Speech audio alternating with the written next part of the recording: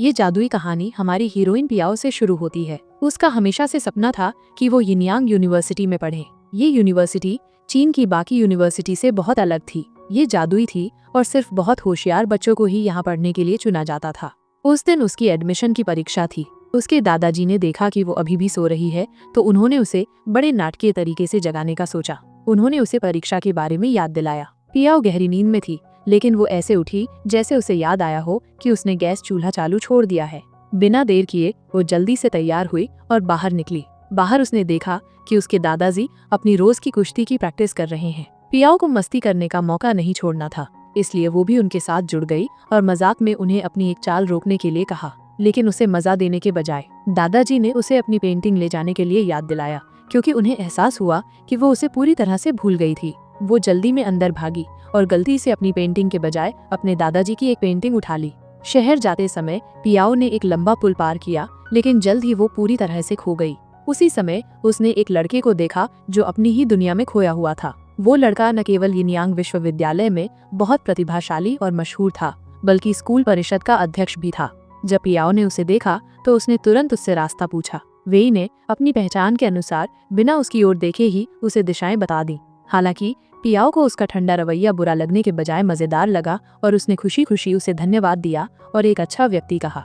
बाद में प्रवेश परीक्षा से घर लौटते समय वो उसके बारे में सोच रही थी और उसका नाम याद करने की कोशिश कर रही थी। जैसे ही वो ये सोच रही थी, एक कागज का टुकड़ा उसकी ओर उड़कर आया, जिस पर उसका नाम वेई लिखा हुआ था। साथ ही यिनयांग विश्वविद्यालय की आधिकारिक मुहर भी लगी हुई थी। ये सोचकर कि यह महत्वपूर्ण हो सकता है, उसने उसे रख लिया। उसी समय यिनयांग विश्वविद्यालय में विभिन्न मार्शल आर्ट गुटों के नेता एक महत्वपूर्ण बैठक के लिए इकट्ठा हुए थे। प्रिंसिपल ने उन्हें एक महत्वपूर्ण घोषणा करने के लिए बुलाया था कि वेई स्कूल वापस आ गया है। यह खबर सुनकर बॉक्सिंग समूह के नेता टेन को झटका लगा, जिसे विश्वास नहीं हो रहा था कि वेई वापस आ गया है। उसने कहा कि वेई कभी कोई लड़ाई नहीं हारा था और हमेशा प्रतियोगिताओं में जीता था, जिससे उनका समूह कभी भी शीर्ष स्थान पर नहीं पहुंच पाया था। इसलिए वो नहीं चाहता था कि वेई वापस आए, क्योंकि इस तरह उसकी टीम अब पहले स्थान पर नहीं रहेगी। इस फैसले को आसानी से स्वीकार न कर पाने के कारण उसने विरोध किया और सभी को याद दिलाया कि वेई एक साल के लिए गायब हो गया था और उसकी जगह बी को लेनी पड़ी। एक नेता के तौर पर वो अचानक कैसे आकर नेता बन सकता है? हालांकि वेई की टीम के सदस्य बी को ऐसे झगड़ों में कोई दिलचस्पी नहीं थी। उसने आराम से कहा कि उसे कोई आपत्ति नहीं है और वेई के वापस अपनी जगह लेने से वो खुश है। प्रिंसिपल समझौते से खुश थे और उन्होंने सभी को शुभकामनाएं दी और चले गए। टेन अभी भी इसे छोड़ने को तैयार नहीं था, ने स्पष्ट किया कि उसकी चिंताएं डर से नहीं बल्कि न्याय से प्रेरित थीं। हालांकि बे ने उसकी चिंताओं को खारिज कर दिया और कहा कि ताइची उसके और वेई दोनों के खून में है और वे शक्ति के लिए इसके सिद्धांतों से समझौता नहीं करेंगे। ये महसूस करते हुए कि आगे बहस करने का कोई फायदा नहीं है, टेन आखिरकार चुप हो गया। इन सब के बीच वेई एक शांत जगह पर बैठकर खुद से शतरंज खेलने में मग्न था। बी उसके पास आया और एक साल बाद उसे देखकर कितनी खुशी हुई ये बताया। उसने माना कि उसे शुरू में प्रिंसिपल के इस दावे पर संदेह था कि वेई वापस आ गया है।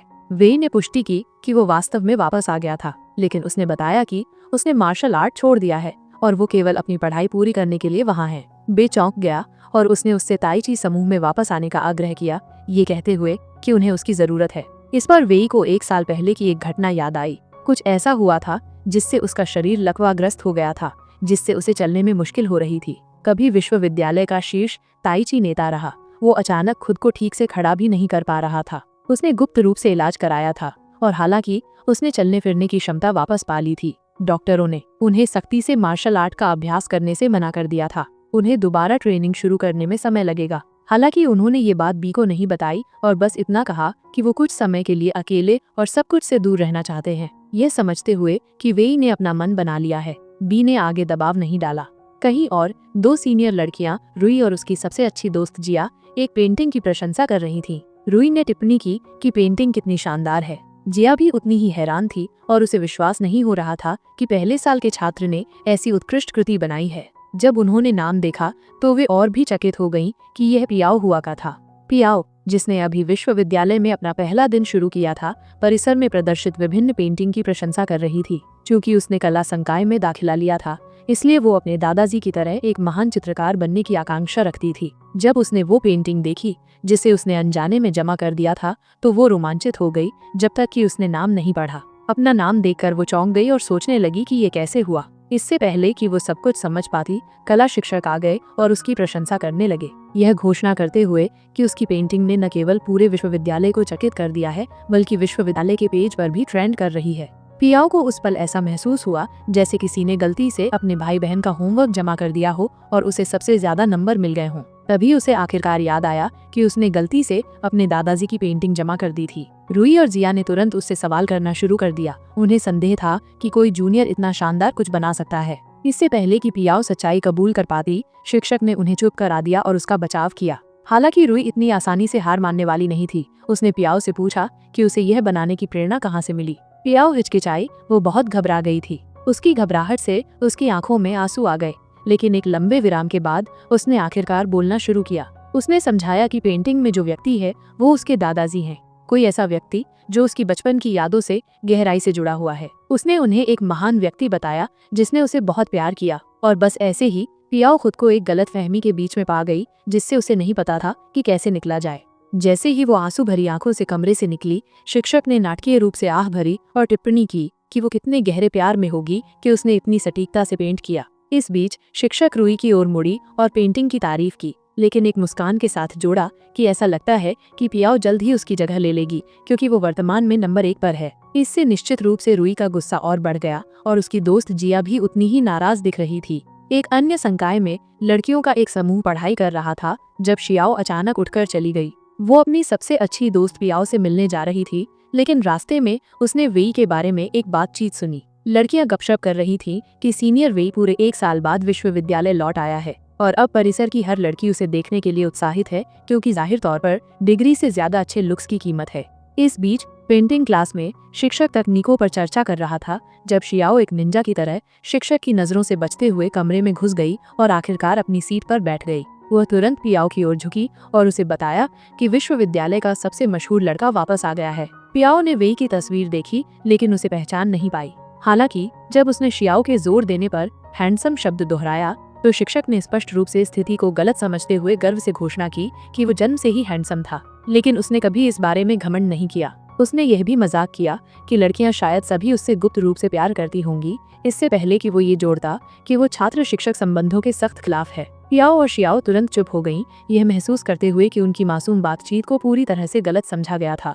वेई का नाम अचानक पियाओ के दिमाग में कौंधा। उसे याद आया कि उसने इसे एक कागज के टुकड़े पर पढ़ा था, जो शायद उस शांत लड़के का था जिसने कभी उसे उसका रास्ता दिखाया था। इसका मतलब था कि वो शांत रहस्यमय लड़का असल में वेई था। क्लास के बाद पियाओ ने शियाओ को बताया कि कैसे हर कोई गलती से उसके दादाजी की पेंटिंग को उसकी अपनी मान रहा था।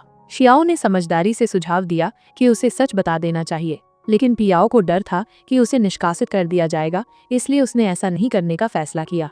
ब्रेक के बाद पियाओ ने बिना किसी हिचकिचाहट के अपनी ट्रे में बहुत सारा खाना भर लिया।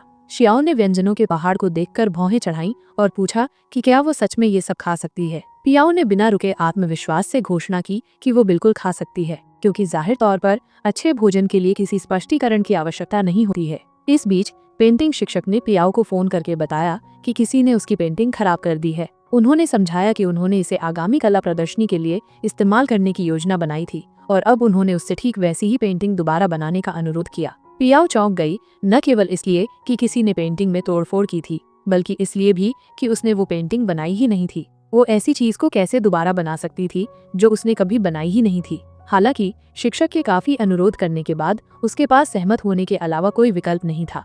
उस रात पियाओ अपने अजीब कमरे में पूरी तरह से तनावग्रस्त लेटी थी। वो एक नई पेंटिंग कैसे बनाएगी? तभी उसे एक विचार आया, क्यों न अपने दादाजी के संग्रह से दूसरी पेंटिंग ले ली जाए। एकमात्र समस्या शिक्षक से छिपकर बाहर निकलना था, उसे सबक सिखाने और ये सुनिश्चित करने के लिए कि वो कभी भी ताइची संकाय में वापस न आए, ताकि उनका बॉक्सिंग संकाय अपना नंबर 1 स्थान बनाए रख सके। ताइची एक विशिष्ट मार्शल आर्ट है जो गुप्त रूप से केवल कुछ चुनिंदा लोगों को सिखाई जाती है और बहुत शक्तिशाली है। इस बीच शियाओ अपने कमरे में लौट आई और दूसरी ओर पियाओ के गायब होने का एहसास होने पर शियाओ घबरा गई। पियाओ इस बीच विश्वविद्यालय की दीवार सफलतापूर्वक कूद गई थी और गर्व से घोषणा कर रही थी कि वो केवल अपने नियमों का पालन करती है। उसी समय वे भी हाथ में एक कागज का टुकड़ा लेकर चल रहा था जब उसे अचानक 10 लड़कों ने घेर लिया। वे खतरनाक तरीके से मुस्कुराए और उससे कहा कि उन्हें आखिरी बार लड़े हुए बहुत समय हो गया है, तो क्यों न थोड़ी प्रैक्टिस की जाए। पियाओ, जो संयोग से उधर से गुजर रही थी, वेई को तुरंत पहचान कर वहीं रुक गई। जैसे ही लड़के वेई की ओर बढ़े, उसने बस कागज को अपने हाथों से फिसलने दिया और उसी पल वे सभी डर से जम गए, क्योंकि जैसा कि पता चला वेई एक महान योद्धा था, ऐसा योद्धा जिससे बुरे सपने भी डरते थे। वेई ने लापरवाही से अनुरोध किया कि वे उसके चेहरे पर न मारे, इससे पहले कि वो नाटकीय रूप से नीचे बैठ जाए, जैसे कि पिटने की तैयारी कर रहा हो। पियाओ अब पूरी तरह से भ्रमित समझ गई कि वेई मुसीबत में है। जैसे ही लड़के हमला करने वाले थे, अचानक एक पुलिस सायरन की आवाज हवा में गूंज उठी, जिससे वे अपनी जान बचाने के लिए भाग गए। ये बाद में ही वेई को पता चला कि सायरन पियाओ के फोन से आया था। उसने आश्चर्य से उसकी ओर देखा जब उसने एक सुपर हीरो की तरह नाटकीय रूप से अपनी उपस्थिति की घोषणा की। हालांकि वेई अपने स्वभाव के अनुसार उसे धन्यवाद देने या उसकी ओर देखने की भी परवाह नहीं की। नाराज पियाओ ने कम से कम धन्यवाद की मांग की, लेकिन इससे पहले कि वो जवाब दे पाता, गुंडे वापस आ गए। घबराकर पियाओ ने स्वाभाविक रूप से वेई के पीछे छिप गई। जब उसने उसे हटने के लिए कहा तो उसने साफ इनकार कर दिया। फिर एक ऐसे कदम में जिसने सभी को चौंका दिया, उसने वेई की शर्ट फाड़ दी और उसका इस्तेमाल खुद को छिपाने के लिए किया, साहसपूर्वक घोषणा करते हुए कि कोई भी इस कमजोर लड़के को छूने की हिम्मत नहीं करेगा, क्योंकि वो अब उसकी सुरक्षा में है। वेई अवाक रह गया, वो और कमजोर। हालांकि जब एक गुंडे ने पियाओ पर हमला किया तो उसने आसानी से चकमा दिया और एक परफेक्ट ताइची मुद्रा के साथ पलटवार किया। समूह ने सदमे में देखा, क्योंकि उसने अपने प्रतिद्वंद्वी को निर्दोष रूप से हराया। उसकी हर चाल सटीक, शक्तिशाली और सहज थी। वेई केवल अविश्वास से घूरता रह गया। ये लड़की कौन थी जिसने ताइची में इतनी महारत हासिल कर ली थी? ये महसूस करते हुए कि वे उसके सामने कुछ भी नहीं थे, गुंडों ने एक साथ हमला करने का फैसला किया, लेकिन पियाओ ने अकेले ही उन सभी को हरा दिया। किसी को पता नहीं था कि उसे गुप्त रूप से उसके दादाजी ने ताइची की ट्रेनिंग दी थी और उसे अपनी कला दिखाने से मना किया गया था। हालांकि वेई की रक्षा करने के लिए उसके पास अपनी ताकत का इस्तेमाल करने के अलावा कोई विकल्प नहीं था। जैसे ही आखिरी लड़के ने छिपकर हमला करने की कोशिश की, वेई ने आखिरकार हस्तक्षेप किया और उसे तेजी से नीचे गिरा दिया। लेकिन इस प्रक्रिया में पियाओ का मुखौटा गिर गया और उसका चेहरा दिख गया। वेई उसे घूरता रहा, स्पष्ट रूप से उत्सुक, शायद प्रभावित भी।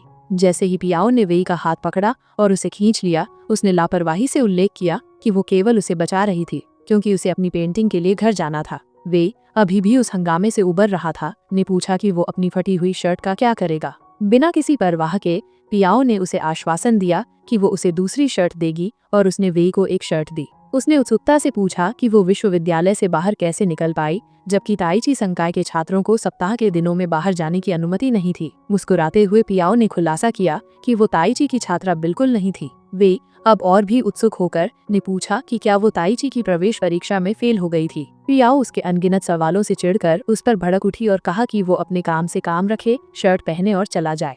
जैसे ही वो चला गया, वेई ने मन ही मन सोचा कि वो काफी रुखी थी, जबकि पियाओ उसे जाते हुए देखकर सोच रही थी कि वो 10 लड़कों को मिलकर एक कमजोर दिखने वाले लड़के को पीटने की कोशिश करनी पड़ी। जैसे ही पियाओ घर आई, पता चला कि दादाजी ने सब सुन लिया था। वो वहीं बैठे थे और तुरंत उससे उस लड़के के बारे में पूछने लगे जिसके साथ वो थी। उन्होंने सीधे पूछा कि क्या उसका कोई बॉयफ्रेंड बन गया है। पियाओ चौंक गई और तुरंत कहा कि ऐसा कुछ नहीं है। उसने बताया कि वो बस एक कमजोर लड़के की मदद कर रही थी जो मुसीबत में पड़ गया था।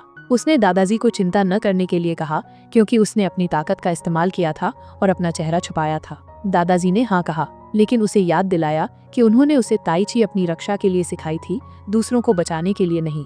फिर भी वो ये कहे बिना नहीं रह पाए कि लड़का सुंदर था और उसे शायद उसके साथ डेटिंग करने के बारे में सोचना चाहिए। पियाओ बिल्कुल भी खुश नहीं हुई और उसने तुरंत मना कर दिया। उसने कहा कि लड़का बहुत बदतमीज था, क्योंकि उसने उसकी मदद के लिए धन्यवाद भी नहीं दिया था।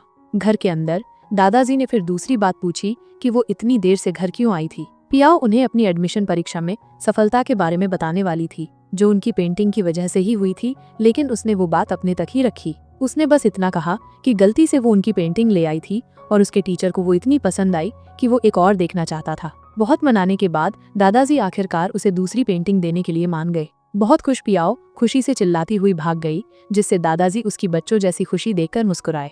उधर वे घर लौट आया था, लेकिन अभी भी पियाओ के बारे में सोच रहा था। वो पहली लड़की थी जिसने कभी उसका ध्यान खींचा था। उसे याद आया कि वो एक पेंटिंग के लिए आई थी, तो उसने सोचा कि वो आर्ट डिपार्टमेंट से होगी। उसने जानने के लिए छात्रों की लिस्ट देखी और उसका नाम मिला, लेकिन वो हैरान था कि इतनी अच्छी और तेज हरकतों वाली कोई लड़की ताइची के बजाय आर्ट डिपार्टमेंट में क्यों है। इससे उसे शक हुआ कि शायद वो जानबूझकर अपनी प्रतिभा छुपा रही है। दूसरी तरफ टैन अपने टीम के साथी को वेई को सबक न सिखा पाने के लिए बहुत मार रहा था। टीम के साथी ने कहा कि एक लड़की बीच में आ गई थी। इससे टैन और गुस्सा हो गया और उसने पूछा कि वो सब मिलकर एक अकेली लड़की को क्यों नहीं संभाल पाए। टीम के साथी ने, जिसे अभी भी चोट लगी थी, बताया कि वो लड़की साधारण नहीं थी, वो ताइची जानती थी और उसने अकेले ही उन सबको हरा दिया था। ये सुनकर टैन गहरी सोच में पड़ गया। डिपार्टमेंट में इतनी ताकतवर कोई लड़की नहीं थी और ताइची बाहर वालों को नहीं सिखाई जाती थी। उसकी पहचान जानने के लिए उसने अपने आदमियों को उसे जल्द से जल्द ढूंढने का आदेश दिया। बात खत्म करने के लिए उसने अपने टीम के साथी को एक आखिरी जोरदार लात मारी, क्योंकि एक बुरे लीडर का नाटकीय अंदाज तो होना ही चाहिए। उसी समय पियाओ ने दादाजी की पेंटिंग अपने टीचर को दे दी। जाते जाते उसने शियाओ को फोन करके वेई का घर का पता पूछा, क्योंकि वो पिछली रात के बारे में उससे बात करना चाहती थी। उसी समय रुई और जिया बात कर रही थी कि क्या वेई को रुई की पेंटिंग पसंद आएगी। जिया ने उसे भरोसा दिलाया कि उसे पसंद आएगी, क्योंकि उसने पूरी रात उस पर काम किया था। तभी उन्होंने पियाओ को वेई के घर के पास देखा और उसे रोककर पूछा कि वो कहाँ जा रही है। जब उसने बताया कि वो मिस्टर वेई के घर जा रही है तो दोनों उत्सुक हो गईं और पूछा कि क्यों। पियाओ ने कैजुअली कहा कि ये उसका निजी मामला है और उसके घर का पता बताया, लेकिन उन दोनों लड़कियों ने शरारत से उसे हर बार अलग अलग पते बताए जब उसने पूछा। मजे में पियाओ ने उन्हें धन्यवाद दिया और चली गई, ये जाने बिना कि उन्होंने जानबूझकर उसे गलत पता बताया था। जैसे ही वो चली गई, रुई ने जिया को उसका पीछा करने के लिए कहा, जबकि वो खुद वेई के घर की तरफ दौड़ी। काफी देर तक बाहर इंतजार करने के बाद भी कोई जवाब नहीं मिला तो उसे लगा। उसे घर पर नहीं देखकर वो धीरे से बोली कि वो 1 साल पहले अचानक गायब हो गया था, जिससे उसे बहुत चिंता हुई थी। अब जब वो वापस आ गया है तो वो उससे मिलना चाहती है, ये बताते हुए कि उसकी भावनाएं अभी भी वैसी ही हैं। पियाओ अभी भी वेई का घर ढूंढ रही थी। तभी वेई चुपचाप उसी रास्ते पर चल रहा था, डॉक्टर की उस बात में खोया हुआ कि उसे कुश्ती नहीं करनी चाहिए। तभी पियाओ आई और उससे बात करने की कोशिश की, लेकिन वेई ने उसकी तरफ देखा भी नहीं। गुस्सा होकर उसने उसे आवाज दी और पूछा कि क्या उसे दिख नहीं रहा कि कोई उससे बात कर रहा है। इस पर वेई हंसा और मजाक में उसे नकाब वाली हीरोइन कहा, जिसने अकेले ही लड़कों के एक झुंड को हराया था।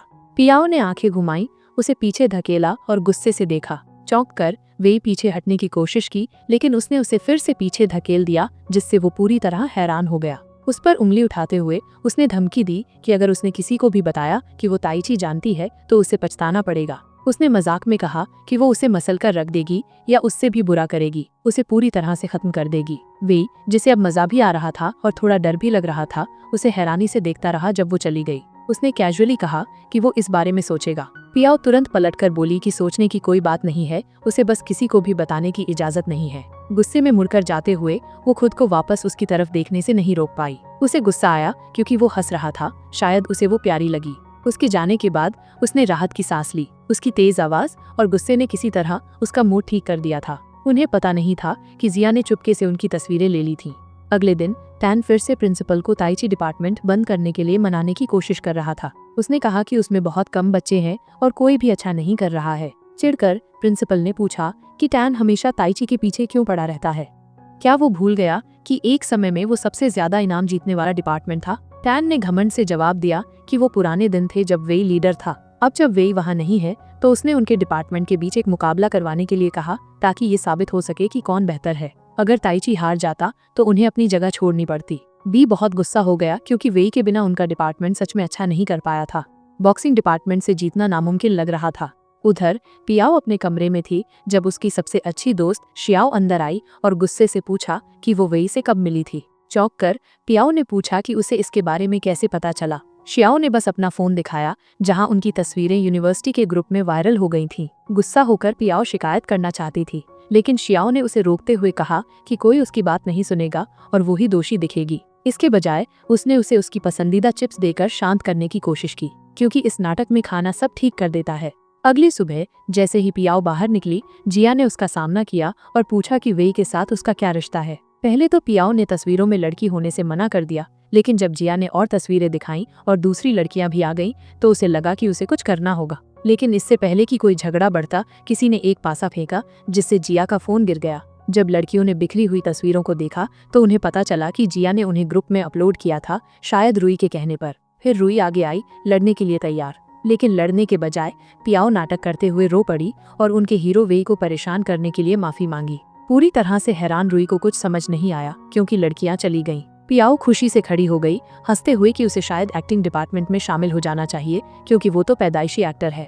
उधर रुई ने जिया को तस्वीरें पोस्ट करने के लिए डांटा। जिया ने कहा कि वो पियाओ को एक स्कैंडल में फंसाना चाहती थी ताकि वेई की फैन लड़कियां उसके खिलाफ हो जाएं। लेकिन रुई बहुत गुस्सा थी। पियाओ को बर्बाद करने के बजाय जिया ने उसे और भी मशहूर कर दिया था। उसका नाम वेई से इस तरह जोड़ दिया था जिसे वो बर्दाश्त नहीं कर सकती थी। गुस्से में वो चली गई।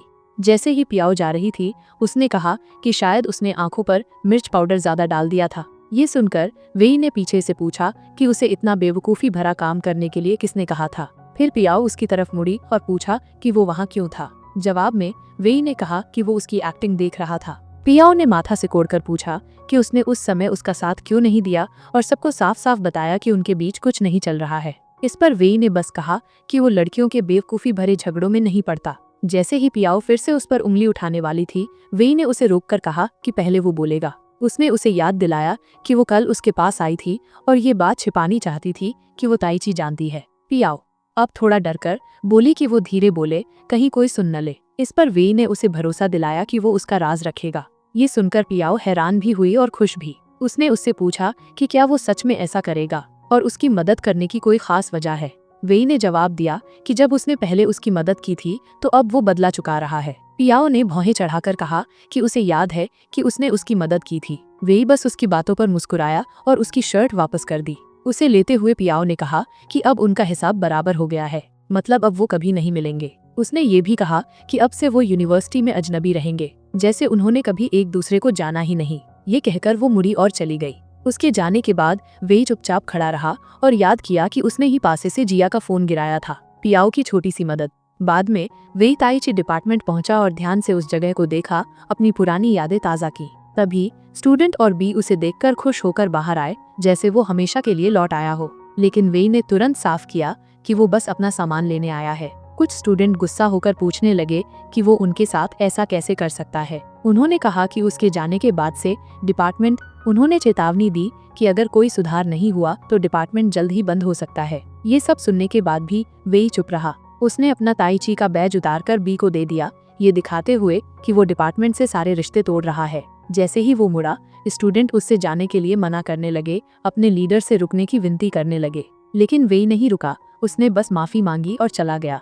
उधर पियाओ ने क्लास के बाद शियाओ से मिलकर कहीं साथ जाने का प्लान बनाया था, लेकिन आखिरी वक्त पर शियाओ ने मना कर दिया और कहा कि उसे कुछ और काम है। पियाओ ने गुस्सा होकर कहा कि उसे समझ नहीं आ रहा कि आजकल उसे क्या इतना बिजी रख रहा है। तभी बारिश शुरू हो गई। जल्दी से छाता ढूंढने के चक्कर में वो गलती से वेई से टकरा गई। पियाओ चौंक गई, जबकि वेई हंसकर बोला कि उसे फिर से देखकर खुशी हुई। पियाओ खुश नहीं हुई और बोली कि वो ऐसा महसूस नहीं करती। उसने कहा कि कॉलेज इतना बड़ा है कि उसे कहीं और छाता मिल सकता है और पूछा कि वो वहीं क्यों खड़ा था। वेई ने कैजुअली जवाब दिया कि अगर उसे उसकी मौजूदगी से इतनी परेशानी है तो वो जा सकती है। गुस्सा होकर पियाओ मुड़ी और जाने लगी, लेकिन तेज बारिश की वजह से उसे वापस आना पड़ा। तभी बी ने वेई को फोन किया और उसे बताया कि बॉक्सिंग डिपार्टमेंट एक रहस्यमय लड़की को ढूंढ रहा है, जिसके बारे में कहा जाता है कि वो ताइची की मास्टर है। फिर बी ने वेई से पूछा कि क्या उसे इस बारे में कुछ पता है। वेई ने तुरंत कहा कि उसे कुछ नहीं पता और पियाओ को ध्यान से देखने लगा। किस्मत से वो लड़की पियाओ ही थी। उधर ठंड से कांप रही पियाओ को पहले से ही सर्दी लग गई थी, लेकिन वेई को बेचैन देखकर उसने सोचा कि वो उसकी छींकों से परेशान है, इसलिए उसने जानबूझकर उसके पास छींका और मजाक किया कि क्या वो वायरस से डर रहा है। वेई ने बिना कुछ कहे बस उसका बैग उसे थमा दिया, फिर अपना कोट उतारा और उसे गर्म रखने के लिए उसके कंधों पर डाल दिया। पियाओ हैरान रह गई, क्योंकि किसी ने पहले कभी उसकी इतनी परवाह नहीं की थी, और भले ही वो मानेगी नहीं, उसे ये अंदर ही अंदर अच्छा लगा। लेकिन वेई ने उसे कोट वापस करना न भूलने की याद दिलाई और फिर चला गया। पियाओ वहीं खड़ी रह गई, हैरान, और ये समझने की कोशिश कर रही थी कि अभी क्या हुआ। उधर बॉक्सिंग डिपार्टमेंट के स्टूडेंट ताइची डिपार्टमेंट को चैलेंज करने आए। उन्होंने साफ कह दिया कि अगर वो जीत गए तो ताइची के 5 स्टूडेंट को उनके डिपार्टमेंट में जाना पड़ेगा। बी उनकी चाल समझ गया और हंसकर बोला कि उनका असली इरादा उनके डिपार्टमेंट में बच्चों की संख्या कम करना है, क्योंकि वो जानता था कि जिस डिपार्टमेंट में 10 से कम बच्चे होंगे वो बंद हो जाएगा। बॉक्सिंग के स्टूडेंट ने उसका मजाक उड़ाया और पूछा कि क्या वो डर गया है। पहले तो बी थोड़ा हिचकिचाया, लेकिन फिर मान गया। उसने ये साफ कर दिया कि अगर वो हार गए तो बच्चे ट्रांसफर होंगे, लेकिन अगर वो जीत गए तो बॉक्सिंग डिपार्टमेंट को सबके सामने माफी मांगनी पड़ेगी। टैन ने बड़े आत्मविश्वास से कहा कि जब तक वो है, हारने का कोई चांस ही नहीं है। बाद में पियाओ वेई का कोट लेकर अपने कमरे में लौटी। उसकी बहुत ज्यादा जिज्ञासु रूममेट झाओ ने तुरंत उससे सवालों की बौछार कर दी। वो जानना चाहती थी कि कोट कहाँ से आया, किसका है और किसने उसे दिया। जब पियाओ सवालों से बचने की कोशिश कर रही थी तभी दोनों को जलने की गंध आई और उन्हें डर लग गया कि कोट आयरन से जल गया है। दोनों डर और सदमे से भरे चेहरे के साथ जले हुए कोट को घूरने लगे। पियाओ को उस पल ऐसा लगा जैसे उसने कोई ऐसा जुर्म कर दिया हो जिसकी सजा सामाजिक बेइज्जती हो। उस रात पियाओ घबराते हुए वेई के दरवाजे पर कोट वापस करने के लिए खटखटाया और डरते हुए पूछा कि क्या वो महंगा है। वेई ने कैजुअली कहा कि वो एक डिजाइनर लिमिटेड एडिशन है। पियाओ ने घबराकर पूछा कि एक छोटे से छेद को ठीक करने में कितना खर्चा आएगा, शायद 100 या 200 डॉलर। वेई हंसा और कहा कि इतने पैसे में तो शायद बटन भी नहीं आएंगे। कोट को ध्यान से देखने पर उसे पता चला कि उसने उसे जला दिया था। उसने हंसकर उसे ले लिया लेकिन चेतावनी दी कि वो उसके एक एक पैसे का हिसाब लेगी इससे पहले कि वो उसके चेहरे पर दरवाजा बंद कर दे। पियाओ बाहर खड़ी रही और खुद से बार बार माफी मांगती रही जैसे वो माफी के लिए प्रार्थना कर रही हो। अगले दिन पियाओ कोट के लिए वेई को कैसे पैसे देगी इसी सोच में डूबी रही जब शियाओ ने उसे कैफेटेरिया में बुलाया। पियाओ ने मना कर दिया और वहीं रुक गई जबकि शियाओ अकेली चली गई। लेकिन काउंटर पर शियाओ को याद आया कि वो अपना बैज भूल गई है। बी, जो वहां आ गया था, तुरंत समझ गया और उसे भरोसा दिलाया कि वो पैसे दे देगा। हालांकि शियाओ ने कहा कि वो बाद में पैसे ट्रांसफर कर देगी। बी ने कैजुअली कहा कि वो उसे ट्रीट समझे। उसके इस जेस्चर से खुश होकर शियाओ खाते वक्त उसकी तरफ चोरी छिपे देखती रही, ये मानते हुए कि वो शायद सबसे अच्छा लड़का है जिससे वो कभी मिली है, शायद इतना अच्छा कि सच भी न लगे। उधर बॉक्सिंग डिपार्टमेंट के स्टूडेंट मुकाबले से ठीक पहले प्लानिंग कर रहे थे। उन्होंने बी से मजाक उड़ाते हुए पूछा कि क्या वो हारने के लिए तैयार है। बी बस हंसा और उनसे कहा कि वो रिंग में जवाब देगा। उसे पता नहीं था कि स्टूडेंट में से एक ने चुपके से उसके पानी में कुछ मिला दिया था। एक और स्टूडेंट हंसा और बोला कि ये बुरा हुआ कि वेई ने उसे छोड़ दिया और अब सारी जिम्मेदारी उसे अकेले ही उठानी पड़ेगी। बी ने कुछ नहीं कहा।